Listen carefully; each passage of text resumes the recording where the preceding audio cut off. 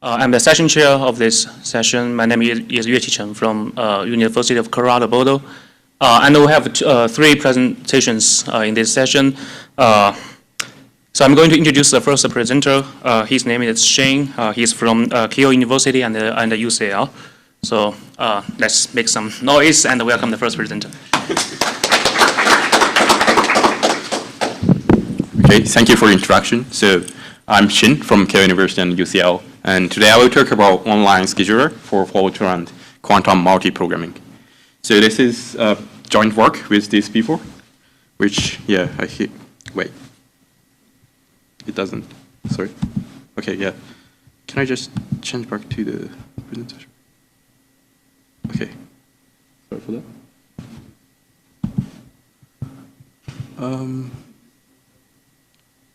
Display settings.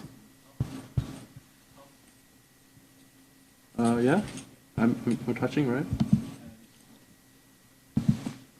Can you see here, or is that one? Okay. Great. Yeah, thank you. So this is a joint work with these people who is working on programming, FTQC, quantum networking, computer architecture, system designs. Maybe I should move a bit. Sorry.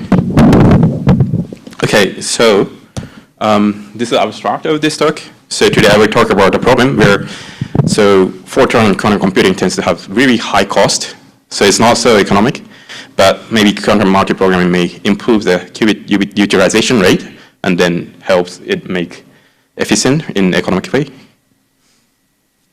Also, since fault-tolerant quantum computing tends to have really long tasks, it may take several days or several hours, so I think it is natural to think about online scheduling instead of just having scheduling.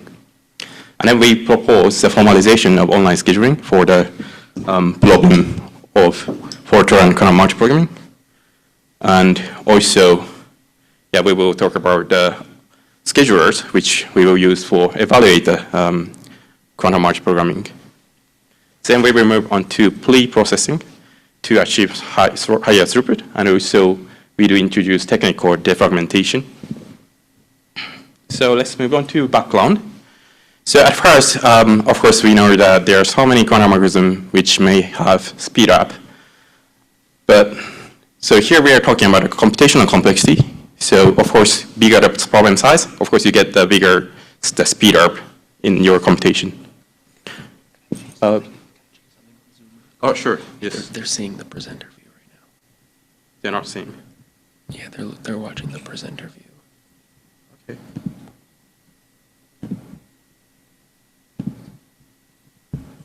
So if you do extended display, just make sure you share screen too. Okay. Right.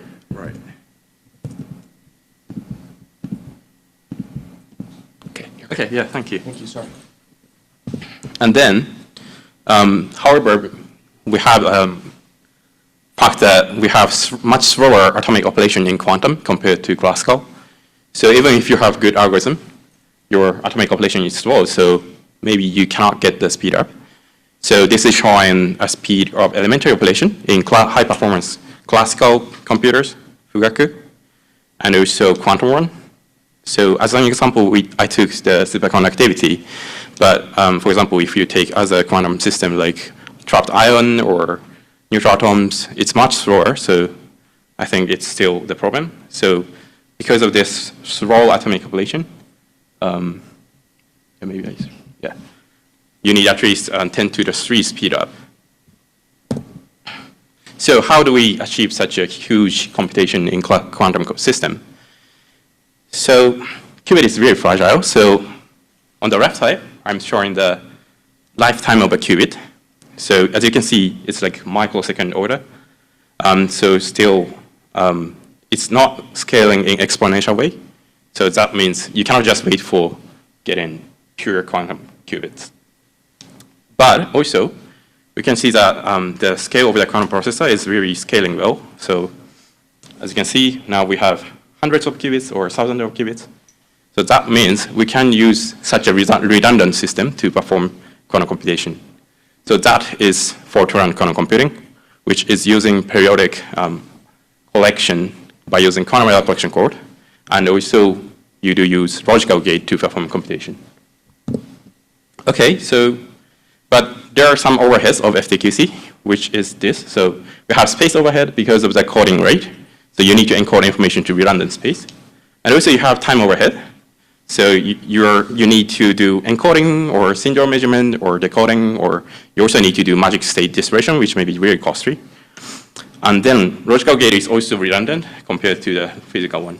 So the concept of FTQC is like this. So you have quantum circuit, and qubits is here, but you do replace with logical version of it, and then which is redundant. And also you do have logical gate like this.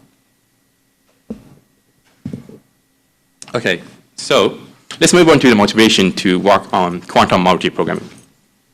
So logic quantum computers that can demonstrate a sufficient computational advantage over classical are expensive to run. So there are so many resource estimation researches on this field. So one example, I mean, maybe the biggest known example is the second one, which is solving 2048-bit RSA by Craig Gidney and Google people. So in his case, it requires 1 million physical qubits, and then it takes a week to finish the computation. And also there are some estimation for the resource, which is cost and electricity. So for example, the first one, flight analysis attack, can be consumed 125 milliwatt, which may cost $64,000, which is not cheap. So then we should really care about how can we make efficient quantum computer. So the cost of this kind of thing are mainly dilution refrigerator or classical control, and also quantum error collection decoders, etc. But anyway, we really need to care about the cost for achieving the computation. Otherwise, no one will use it. And then quantum multiprogramming will improve this efficiency by thinking about running multiple programs at the same time, and then make the utilization rate higher. Okay, so this is the concept of quantum multiprogramming. So we do parallelly execute multiple jobs on quantum processor. And then I think it really fits with the situation, which is quite a client and server model. So for example, you have IBM quantum computer or AWS or whatever, and then you can just submit the job. But you don't care like how AWS actually schedule or IBM actually schedule that programs. And then the cons, pros are, of course, increased throughput.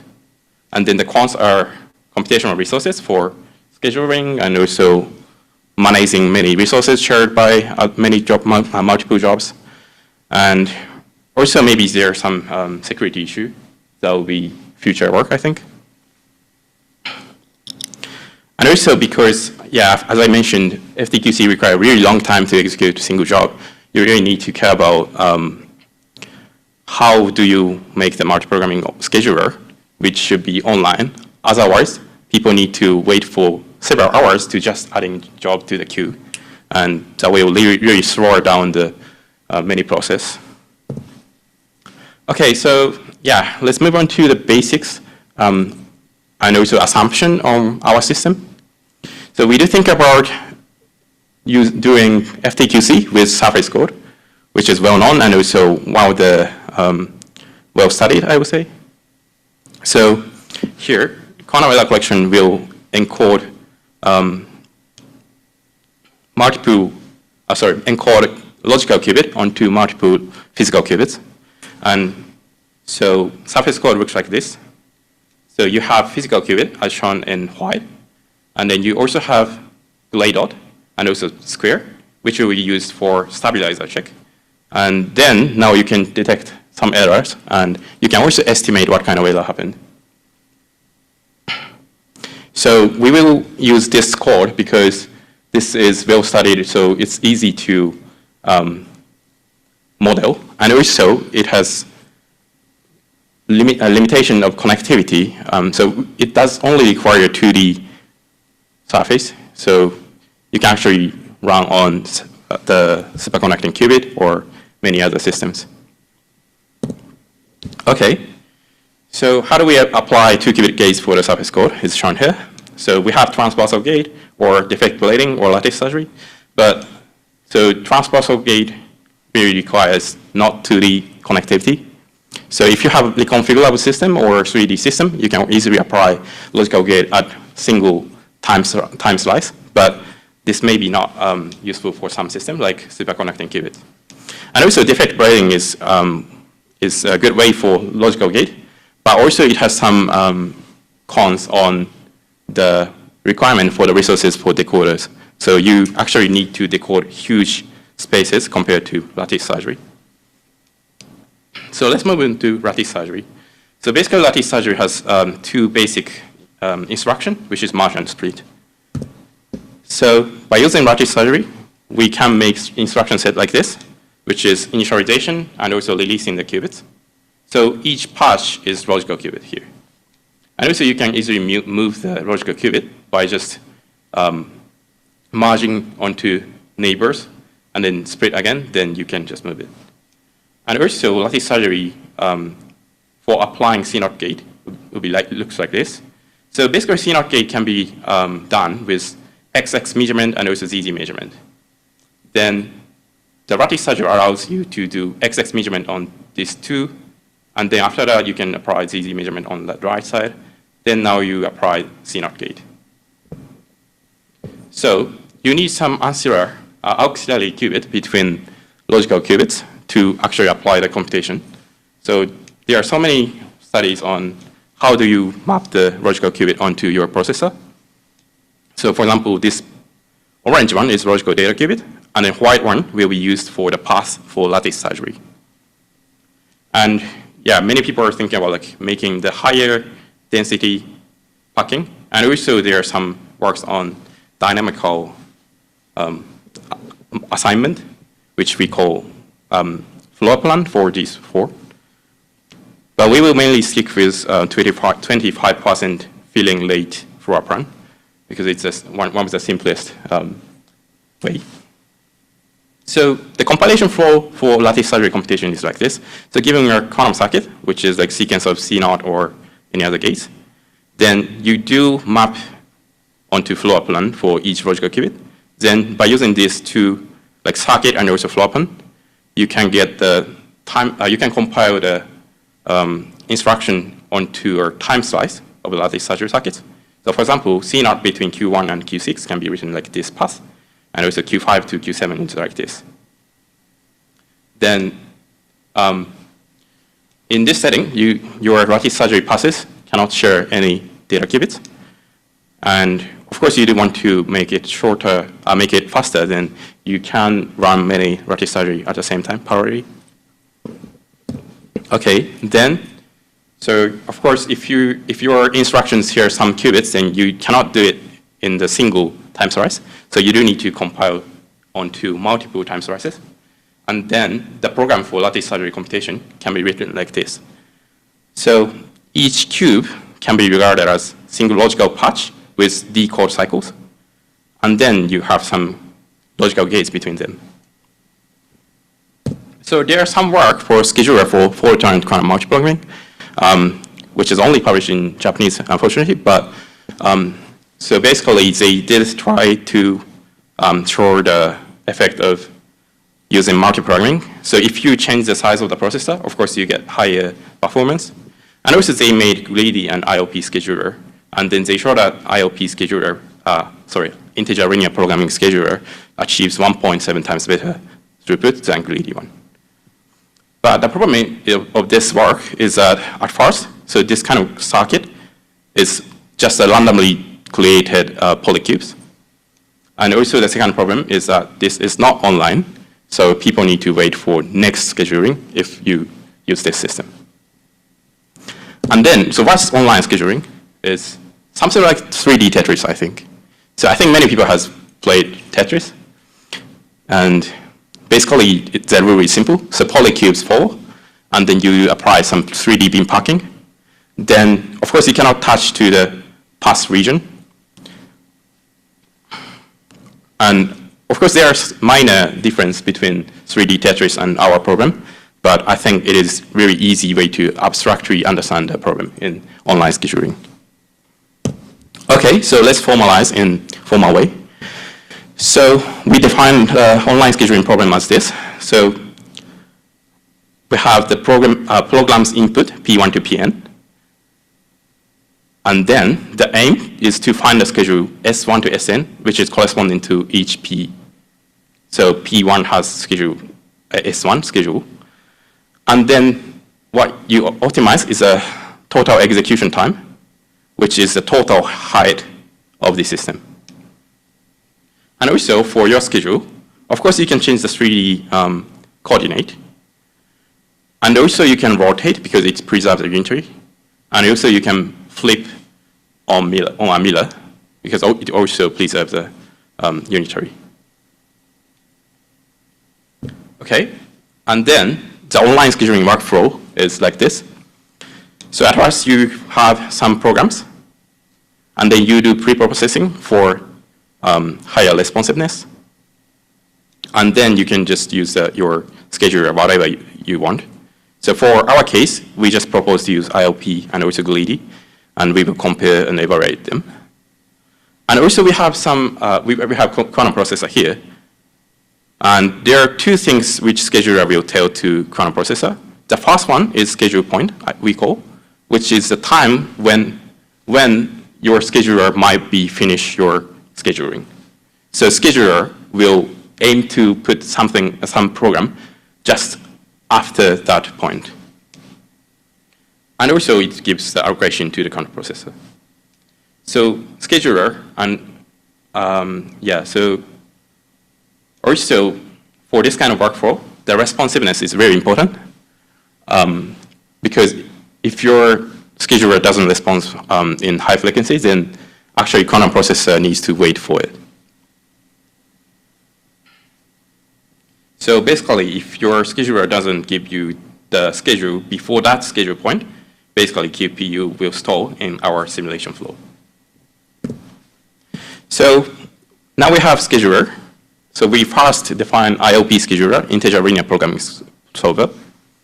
So we do use some variables xi, yi, zi for size of the program, and also the coordinate.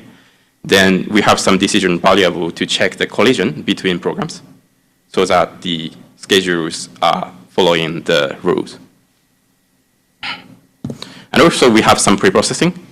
So I said we use Polycube, but Polycube is sometimes too rich. So for getting higher responsiveness, it's better to think about bounding box, which is cuboid for this. And also you can maybe think about slightly modified but still close to the polycube, which we call K-cuboid. So you can cut your polycube into K-cuboids perpendicular to the z-axis. Okay, so the IOP is good, but still it is not so responsive because it's really searching whole spaces. So we also propose to use greedy scheduler, which is like this. So I will talk about how does it work later. So before that, let me talk about the IOP scheduler. So since the number of decision variables in this IOP scheduler is order of n to the square, n to the 2, so it really scales like that. Then this is showing the responsiveness of ILP solver. And we also have different K for K cuboids, and also different batch sizes. And as you can see, of course, if you change the batch size, it roughly change the time to execute. But it is really difficult to estimate how long does it take, because basically ILP solver is super fast, but also really well optimized. So you cannot easily estimate how it behave. That is a problem because you cannot easily estimate the schedule point, which you want to tell to the quantum processor. So we thought about greedy algorithms. So the first one is naive greedy. So you will search all the spaces. And then just do the greedy, the candidate of the searching space is all the spaces. And then you do just apply the greedy algorithm. So you will check from ZXY and lexicographic order. And then if you find the first place, then with the minimum height, that would be the answer. And we also propose to use corner greedy, which is only checking the corners of existing jobs. So this is a greedy scheduler we propose. So when you add new job to your job queue, you will add candidates point, which is like 3 coordinate of existing new of last polycube, and also new point, which will be somewhere like this. So this will be used when you cannot find a good point, but you just want to put on the top of the existing programs. Okay, so we do evaluated the responsiveness again. And as you can see, if you change the sizes, IOP scales in like really weird way. Sometimes you cannot estimate. And also corner greedy is much faster, as you can see. So I think corner greedy is really useful for high frequency system like superconducting qubit. But maybe if you have your quantum system, which has really slow system, then maybe you can think about using IOP because it doesn't change any performance. Okay, we also propose to use defragmentation. So defragmentation itself is originally from classical memory allocation. So sometimes many tasks can take bunch of memory regions, but sometimes your empty regions are not connected, so that you cannot use it for next job. So we just generalize onto 2D surface code quantum system. So suppose this is time slice, and you have 2 jobs, and also you had 2 completed jobs. So you want to add job 3, but of course you don't have enough space. Then what we can do is just move all the jobs upward and then leftward. Then now you can have you have like enough space here. Then you can add job 3 here. And also, the moving from here to here and also here to here just require only W plus H cycles, where W stands for weights and H stands for heights.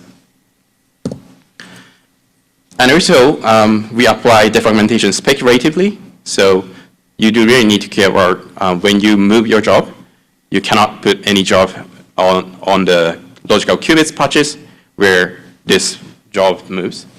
So for example, you cannot put anything on this pink area. So compared to classical defragmentation, the new thing would be maybe we doesn't allow any copy because of the non-cloning theorem.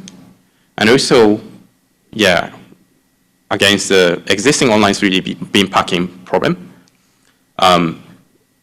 you cannot cut the cuboid perpendicular to the z-axis, but we actually did it with the movement with lattice surgery operations. Okay, so we do move on to evaluation of the system. So we assume that we have 1 microsecond core cycles and also 31 distance for the code. And then we have 20 times 20 qubits on the processor, which means you have 400 logical qubits. Then we tested with a circuit, which has 5 to 10 times 5 to 10, or 10 to 20 times 10 to 20 circuit. And then we just mixed with different percentages for 300 jobs. But basically what we did is just from A to C, they're using small circuits, and then D to F are using large circuits. And then GHI is like mixed for those. So this is the throughput of the system. And as you can see, if you change the scheduler, actually it really changes the performance. And also here, WD stands for with defragmentation. And also we achieved like 4 times better performance for small circuits. And for big circuits, we did achieve like 1.5 or 1.7 times better. Of course, it's not bigger than the small one, but still it's much better than the original throughput. So I think it deserves to do it. Also, if you mix all the jobs, then you can still have like 2.2 or 3 times better performance against without multi-programming. Also, we compared the case without defragmentation and with defragmentation. So, yeah, this is showing how much performance improved with our defragmentation. So for IOP, which is showing in green, we can see that sometimes you actually have degradation of the system. So the compatibility of defragmentation and the system is not so good. But for IOP case, for corner-graded case, you're likely to get positive effect. And I think intuitively, defragmentation is good at making new corner candidates, and also corner-graded is good at finding them.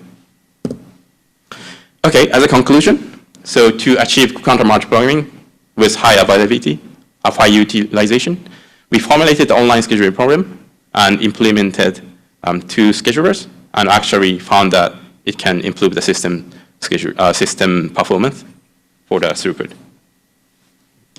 And also we cared about the responsiveness because it should be online. And we also had some processing for higher responsiveness, and also proposed some techniques called defragmentation.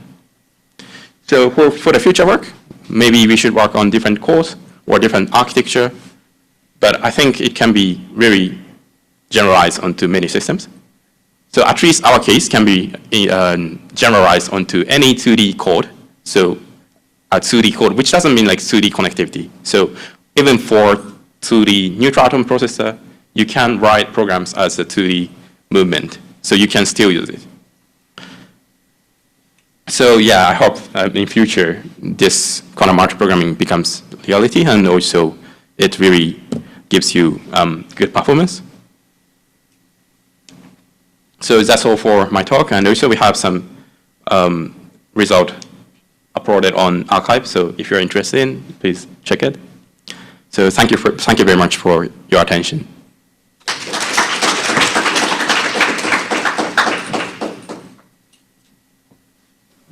Any questions from the audience?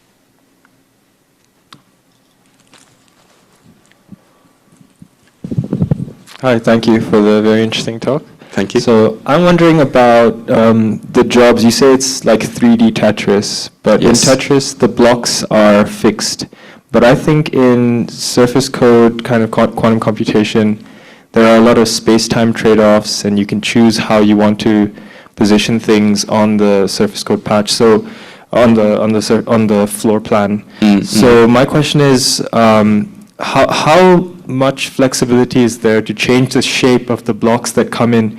You talk about defragmentation, but what about other kinds of ways of like space-time trade-off to change the shape of the block so that you can pack more things? Right. So yeah, we have split the process for compilation and online scheduler because we did want it to evaluate the online scheduling itself.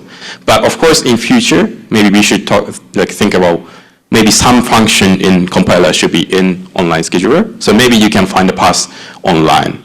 And also actually it really helps a lot for FTQC system because you have some non-deterministic process like magic state distillation. Then you do need to make the pass during your execution.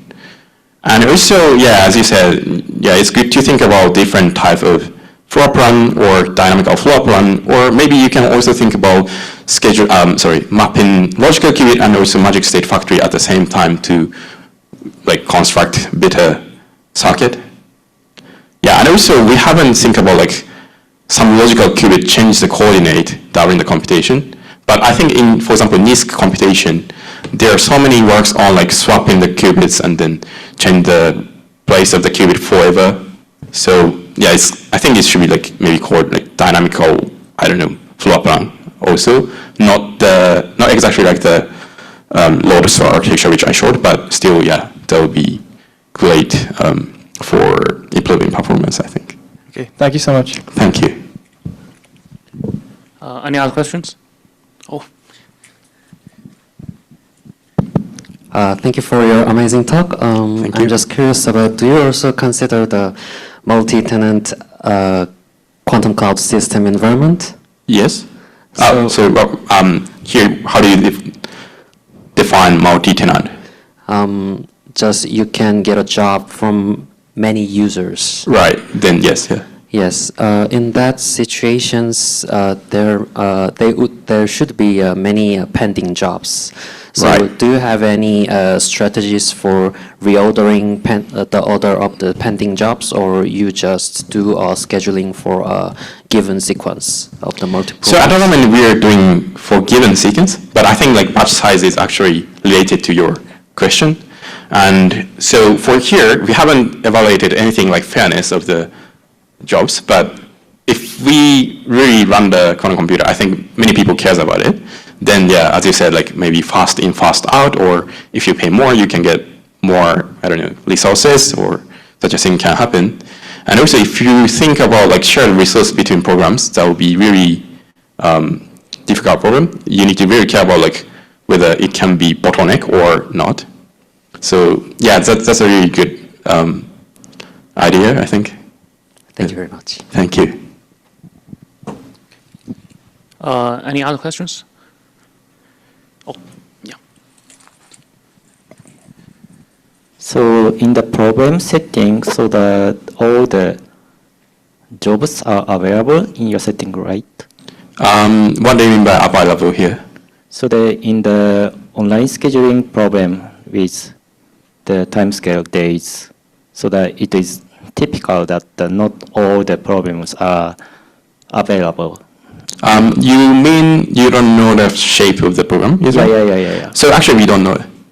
I see. So this is online. So of course, sometimes we do have batches, which is maybe something like what you mean. Like you do know multiple jobs shape, but still it's updated online. So So you are running the IEEE solvers repeatedly when the job is. for scheduling, yes. I see.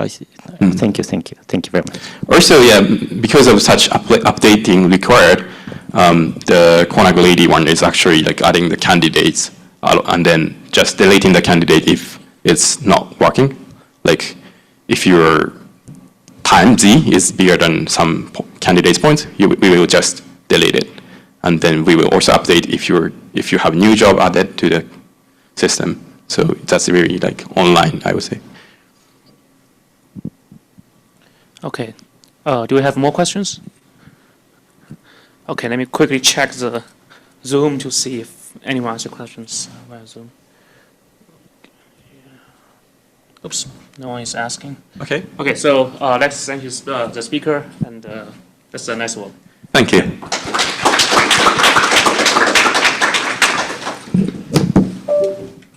Okay.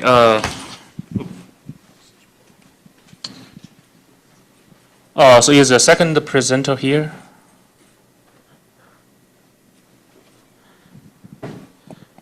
Okay, I'm not sure if the second presenter is going to present via Zoom. Let me check it.